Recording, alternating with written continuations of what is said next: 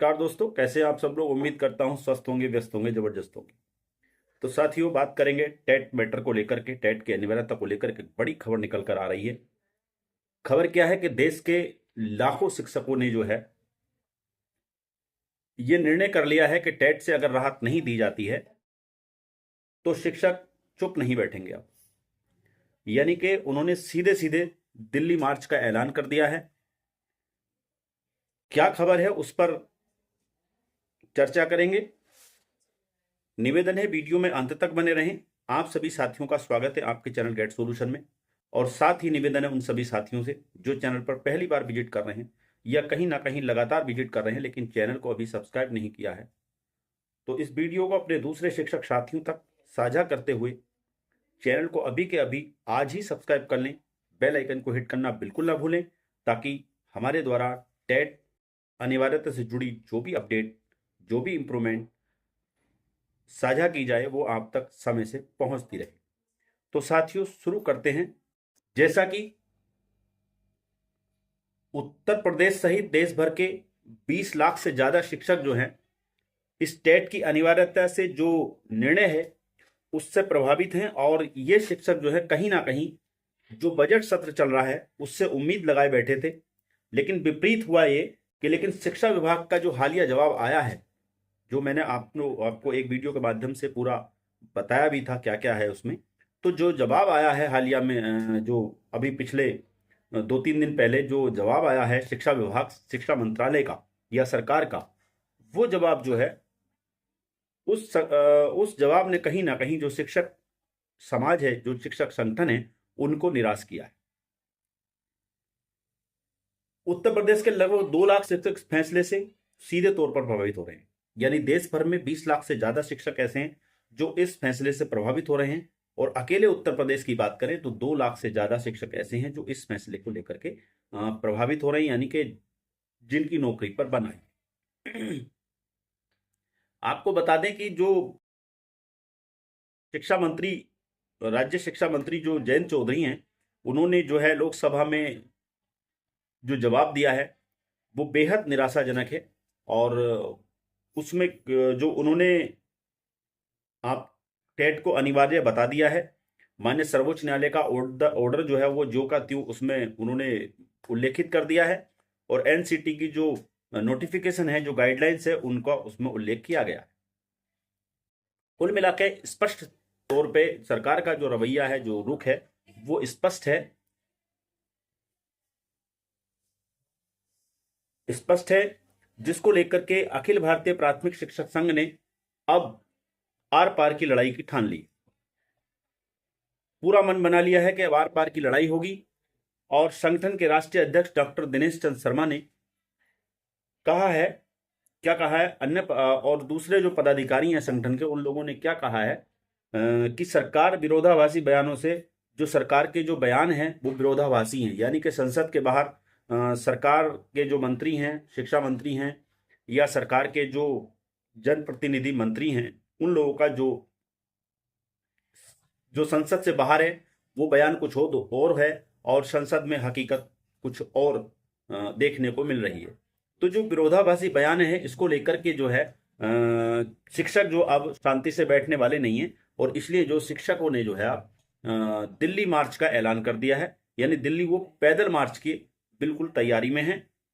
साथ ही जो है आप ये समझ लीजिए कि शिक्षक संघों का ये भी कहना है कि जब मामला सर्वोच्च न्यायालय में चला गया है, सर्वोच्च न्यायालय में अभी लंबित है। यानी कि जैसा आप देख रहे हैं कि मामला जो है रिव्यू पिटीशन लगी हुई है इस मामले में, 30 से ज़्यादा रिव्यू पिटीशन, और जिसमें व्यक्तिगत इंडिविजुअल भी रिव्यू पिटीशन लगी हुई हैं। और साथ ही जो है राज्य सरकारों के द्वारा भी इसमें जो है रिव्यू पिटीशन डाले गए हैं। और साथ ही हमारे शिक्षक संगठनों ने भी इस मामले में रिव्यू पिटीशन डाले हुए हैं। तो इस तरीके से 30 से ज़्यादा रिव्यू पिटीशन जो इस मामले में लगे हुए हैं। उसके बावजूद भी, यानी कि कहने का मतलब ये कि मामला अभी सर्वोच्च न्यायालय में ये लंबित है। और इस तरह का जो जवाब दिया है सरकार ने, या सरकार के जो शिक्षा विभाग के मंत्री महोदय हैं जयंत चौधरी जी, उन्होंने इस प्रकार का जो जवाब दिया है वो जो है न्यायालय की जो निर्देश हैं उनकी अवमानना जैसा है। और उत्तर प्रदेश बीटीसी शिक्षक संघ के प्रदेश अध्यक्ष अनिल यादव ने भी केंद्र सरकार के जवाब पर गहरी चिंता जताई। साथ ही हम बताते चलें कि शिक्षक संघ का इसमें जो है, यदि केंद्र सरकार या एनसीटी, कहने का मतलब ये है कि अगर केंद्र सरकार या एनसीटी अगर इस अनिवार्यता संबंधी आदेश को निरस्त नहीं करती है या निरस्त करने में हस्तक्षेप नहीं करती है या नियमावली में संशोधन नहीं करती है, तो ऐसे में देश भर के शिक्षक दिल्ली की सड़कों पर उतरेंगे। ये स्पष्ट तौर पे, खुले तौर पे जो है शिक्षक संगठनों ने जो है ये चुनौती दी। खबर क्या है, खबर को पढ़ लेते हैं। खबर आपकी स्क्रीन पे है, आप देख लीजिए। टीटी अनिवार्यता से राहत नहीं तो करेंगे दिल्ली मार्च। स्पष्ट तौर पे इस खबर का आप टाइटल भी समझ लीजिए और विस्तार से खबर देखें तो लखनऊ से खबर है, देश भर में परिषदीय शिक्षक संसद के वर्तमान सत्र में शिक्षक पात्रता परीक्षा टीईटी अनिवार्यता से राहत मिलने की उम्मीद लगाए बैठे थे। हालांकि हाल ही में संसद में शिक्षा मंत्रालय की ओर से दिए गए जवाब से शिक्षक संगठन जो असंतुष्ट हैं, यानी संतुष्ट नहीं है, उन्हें वो जवाब बिल्कुल किसी भी तरह से मंजूर नहीं है और ना ही वो समझ में आता है।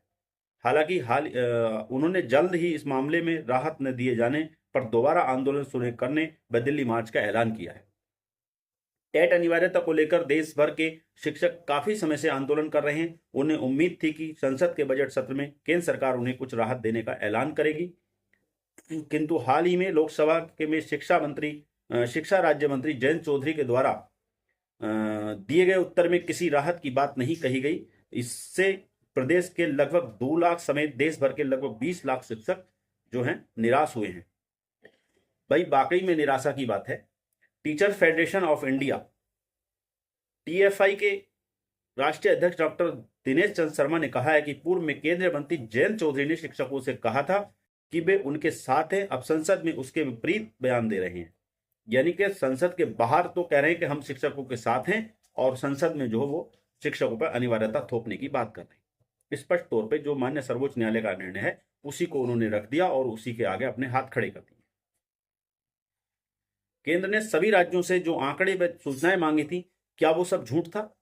आप सभी जानते हैं 31 दिसंबर 2025 को माननीय सर्वोच्च न्यायालय ने सभी राज्यों से जो है टेट और नॉन टेट शिक्षकों की जो है डेटा मांगा था, विवरण मांगा था और ये मांगा था कि कितने ऐसे शिक्षक आपके राज्य में हैं जो इस निर्णय से प्रभावित हो रहे हैं और साथ ही आपने इस अनिवार्यता से यानी इनकी नौकरी को बचाने के लिए क्या क्या कदम उठाए, ये इस तरह का ब्यौरा मांगा गया था।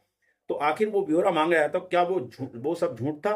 उनके जवाब में भी राज्यों ने सूचनाएं मांगने और विचार करने का उल्लेख होना चाहिए था। जो शिक्षा मंत्री ने जो बयान दिया है संसद में, उसको कम से कम उसमें ये तो उन्हें समाहित करना चाहिए था, इंक्लूड करना चाहिए था कि भाई हमने जो राज्यों से इस बारे में डाटा मांगा है, लेकिन ऐसा कुछ नहीं किया गया।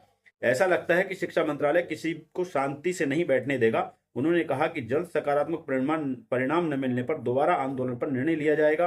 वहीं अखिल भारतीय प्राथमिक शिक्षक संघ के राष्ट्रीय अध्यक्ष सुशील कुमार पांडे ने नाराजगी जताते हुए कहा कि हम सभी शिक्षकों को काफी पीड़ा हो रही है।